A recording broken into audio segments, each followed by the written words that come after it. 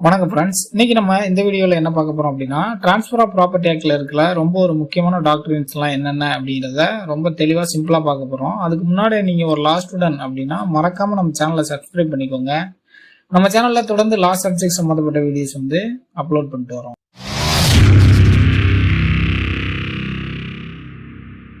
First நம்ம டாக்டரின் of election அப்படின்னா என்ன அப்படின்னு பார்த்தோம்னா, இப்போ ஒரு நபர் ஒரு பொருளில் இருக்கிற பெனிஃபிட்டை மட்டும் எடுத்துக்கிட்டு அந்த பொருள் மேலே இருக்கிற மற்ற சுமையை வேணாம் அப்படின்னு சொல்லி ரிஜெக்ட் பண்ண முடியாது. அப்படிங்கிற அந்த சிம்பிளான கான்செப்டை பேஸ் பண்ணதான் இந்த டாக்டரின் ஆஃப் எலெக்ஷன் அப்படின்னு சொல்லலாம். இந்த டாக்டரின் ஆஃப் எலெக்ஷனை பொறுத்த வரைக்கும் உதாரணமா இப்போ ஏ அப்படிங்கிற ஒரு நபர் என்ன பண்றாருன்னா, பி உடைய லேண்டை சிக்கு கிப் பண்றதா முடிவு பண்றாரு.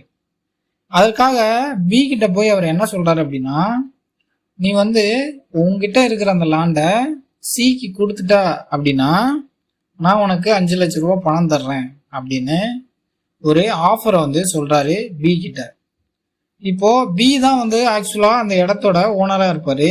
ஏ இப்போ அந்த ஏங்கிற நபர் பிக்கு ஒரு ஆஃபரை மேக் பண்ணும் பொழுது பி கிட்ட 2 ஆப்ஷன் இருக்கு. ஒன்று அந்த 5 லட்சம் ரூபாய் ரிசீவ் பண்ணிட்டு சிக்கு அந்த இடத்த டிரான்ஸ்ஃபர் பண்றது, இல்லை அப்படின்னா அவரே அந்த இடத்தோட ஓனராக இருந்துக்கிட்டு அந்த 5 லட்சம் ரூபாயை ரிஜெக்ட் பண்றது.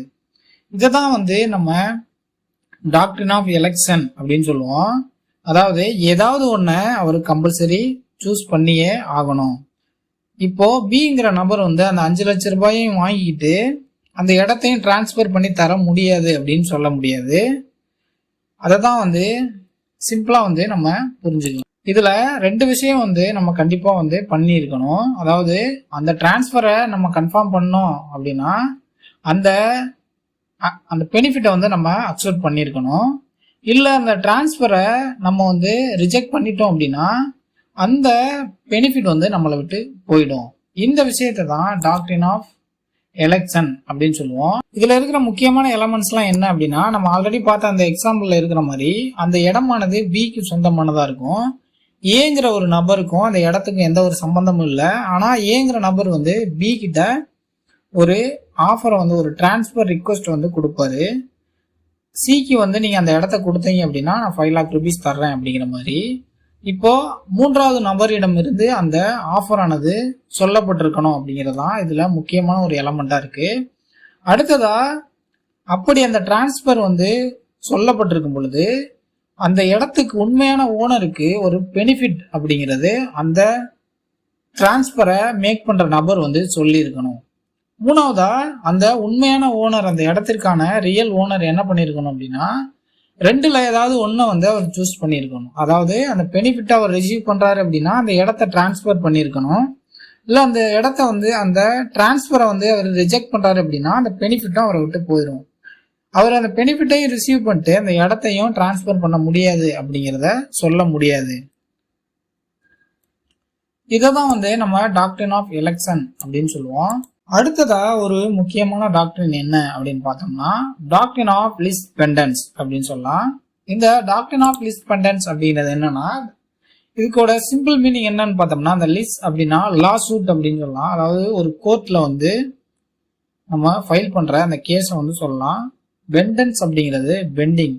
அதாவது கோர்ட்ல ஒரு இடம் சம்பந்தப்பட்ட கேஸ் பெண்டிங்ல இருக்கும் பொழுது அந்த இடத்த அந்த கேஸ்ல இன்வால்வ் ஆகிருக்கிற நபர் டிரான்ஸ்ஃபர் பண்றாரு அப்படின்னா அப்படி செய்யற டிரான்ஸ்ஃபர் இன்வாலிட் அப்படிங்கிறது தான் இந்த லிஸ் பெண்டன்ஸ் அப்படிங்கிற டாக்டரின் சொல்லுது.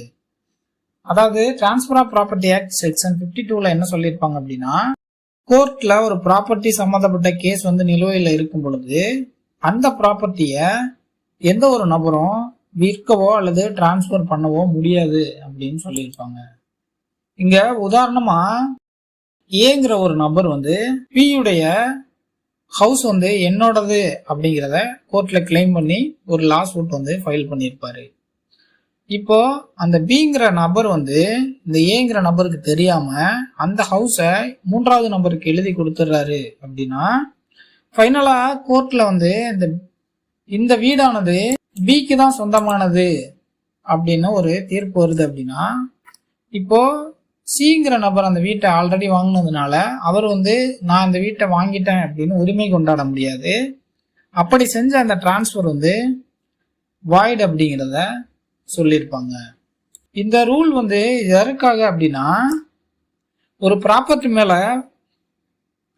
ஒரு கேஸ் சம்பந்தப்பட்ட டிசிஷன் வந்து கோர்ட்ல பெண்டிங்ல இருக்கும் பொழுது அந்த ப்ராப்பர்ட்டிக்கு உரிமையாளர் யார் அப்படிங்கிறதே வந்து இன்னும் முடிவாகாம இருக்கும் பொழுது அந்த கேஸ் சம்பந்தப்பட்ட யாரோ ஒரு நபர் வந்து டிரான்ஸ்ஃபர் பண்ணிடுறாரு அப்படின்னா அந்த ப்ராப்பர்ட்டி டிரான்ஸ்ஃபரை தடுக்கிறதுக்காக தான் இந்த செக்ஷன் வந்து டிரான்ஸ்ஃபர் ஆஃப் ப்ராப்பர்ட்டில மென்ஷன் பண்ணியிருக்காங்க.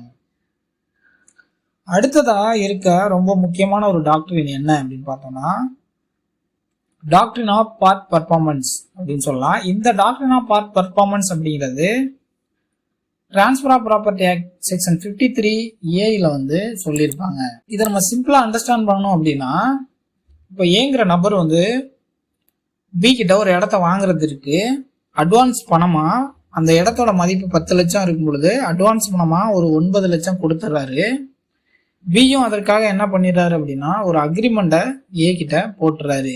ஏயும் பியும் அக்ரிமெண்ட் போட்டாங்க. ஏ வந்து பி கிட்ட 9 லட்சம் ரூபாய் பணமும் கொடுத்துட்டாரு. பி தான் அந்த இடத்தோட ஓனர். அப்படி இருக்கும் பொழுது ஃபைனலா பி என்ன சொல்றாரு அப்படின்னா, என்னால இப்போதைக்கு அந்த இடத்த டிரான்ஸ்ஃபர் பண்ணி தர முடியாது அப்படின்னு கிளைம் பண்றாரு. அப்படின்னா இங்கதான் வந்து டாக்டரின் ஆஃப் பார்ட் பர்ஃபார்மன்ஸ் அப்படிங்கிறது அப்ளை ஆகுது. இதுல என்ன சொல்லியிருப்பாங்க அப்படின்னா, இந்த மாதிரி பார்சியலா ஒருத்தர் பர்ஃபார்மன்ஸ் பண்ணிட்டாரு அப்படின்னா நம்ம வந்து அந்த லேண்டை திரும்பவும் நம்மளே வச்சுக்க முடியாது. நம்ம அந்த லேண்டை ப்ராப்பரா ரெஜிஸ்டர் பண்ணி கொடுக்க வேண்டியது நம்ம கடமை அப்படிங்கிற மாதிரி சொல்லியிருப்பாங்க. ஏன்னா அந்த ஏங்கிற நபர் வந்து ஆல்ரெடி பிக்கு தேவையான பணத்தை வந்து கொடுத்துருப்பாரு. அவங்களுக்குள்ள ஒரு அக்ரிமெண்ட் அப்படிங்கிறது ஏற்படுத்தப்பட்டிருக்கும்.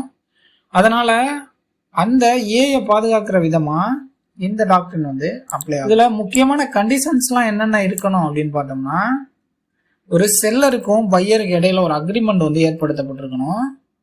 அந்த பையர் வந்து அந்த இடத்தோட பொசிஷன் வந்து அவருடையதா இருக்கணும். பையர் வந்து கண்டிப்பா அவருடைய அந்த இடத்துல ஏதாவது ஒரு விஷயத்த வந்து பண்ணியிருக்கணும். உதாரணமா அந்த இடத்துக்கான பணத்தை வந்து செல்லர்கிட்ட வந்து முழுவதுமோ அல்லது 90% பணமும் வந்து அவர்கிட்ட கொடுத்துருக்கணும். இல்லை அப்படின்னா அந்த பையர் வந்து அந்த இடத்துல ஒரு வீடை வந்து பில்ட் பண்ண ஆரம்பிச்சிருக்கணும். அடுத்ததா முக்கியமான கண்டிஷன் என்ன அப்படின்னா, பையர் வந்து அந்த பேலன்ஸ் இருக்கிற அந்த பணத்தையும் தர்றதுக்கு ரெடியா இருக்கணும். இந்த மாதிரியான சூழ்நிலையில அந்த செல்லர் வந்து இந்த இடத்த திரும்ப வந்து நான் எடுத்துக்கிறேன் அப்படின்னு சொல்ல முடியாதுன்னு சொல்லியிருப்பாங்க. அடுத்ததான் வந்து டிரான்ஸ்ஃபர் ஆஃப் ப்ராப்பர்ட்டி ஆக்ட்ல டாக்டரின் ஆஃப் ஃப்ராடுலன்ட் டிரான்ஸ்ஃபர் அப்படிங்கிறத செக்ஷன் 53ல வந்து மென்ஷன் பண்ணியிருப்பாங்க. இந்த செக்ஷன் 53 அப்படிங்கிறது கிளாஸ் 1 கிளாஸ் 2 அப்படின்னு ரெண்டா பிரிச்சிருப்பாங்க. இந்த செக்ஷன் 53 கிளாஸ் 1 பொறுத்த வரைக்கும் இப்போ ஏங்கிற ஒரு பிசினஸ் மேன் இருக்காரு. அவர் வந்து நிறைய நபர்கள்ட்ட இருந்து ஒரு 10 லட்சம் ரூபாய் கடன் வாங்கியிருக்காரு அப்படின்னா, இப்போ அந்த ஏங்கிற நபர் என்ன நினைக்கிறாரு அப்படின்னா, அந்த பணத்தை திரும்ப செலுத்தக்கூடாது அப்படின்னு முடிவு பண்ணி அந்த நபர்கள் வந்து அவர்கிட்ட பணம் கேட்கும் பொழுது தாங்கிட்ட எந்த ஒரு ப்ராப்பர்ட்டியும் இல்லை, என்கிட்ட பணமே இல்லை அப்படின்னு காட்டிக்கிறதுக்காக அவர்கிட்ட இருக்கிற ப்ராப்பர்ட்டியை அவரோட ஃப்ரெண்டுக்கு வந்து டிரான்ஸ்ஃபர் பண்றாரு. அப்படி இருக்கிற ஒரு சூழ்நிலையில இந்த மாதிரியான டிரான்ஸ்ஃபர் வந்து செல்லாது அப்படிங்கிறத சொல்லியிருப்பாங்க. அதாவது இதுல என்ன சொல்லியிருப்பாங்க அப்படின்னா, இந்த மாதிரி ஃப்ராடுலண்டா ஒரு கன்சிடரேஷனே இல்லாத அவங்க ஃப்ரெண்டு கிட்ட அவர் அதுக்காக எந்த ஒரு அமௌண்ட்டும் வாங்கியிருக்க மாட்டாரு. அப்படி வாங்கியிருந்தாலும் அந்த 10 லட்ச ரூபா மதிப்புள்ள அந்த இடத்துக்கு 1 லட்ச ரூபா 50,000 ரூபா அந்த மாதிரி கம்மியான அமௌண்ட்டை வாங்கிட்டு இந்த கிரெடிட்டார்கிட்ட இருந்து தாங்கிட்ட இருக்கிற ப்ராப்பர்ட்டியை மறைக்கணும் அப்படிங்கிற ஒரே நோக்கத்தோட ஒரு டிரான்ஸ்ஃபர் பண்றாரு அப்படின்னா அது வந்து செக்ஷன் 53 கிளாஸ் 1க்கு கீழே ஒரு ஃப்ராடுலன்ட் டிரான்ஸ்ஃபரா கருதப்படும் அப்படின்னு சொல்லியிருப்பாங்க. செக்ஷன் 53 கிளாஸ் 1 பொறுத்த வரைக்கும் 4 விஷயங்கள் வந்து முக்கியமா வந்து இருக்கு. அது என்ன அப்படின்னா, முதல்ல அந்த டிரான்ஸ்ஃபர் அப்படிங்கிறது அந்த கிரெடிட்டாருக்கு பணம் செலுத்துறத மறைக்கிறதுக்காக ஏற்படுத்தப்பட்டிருக்கணும்.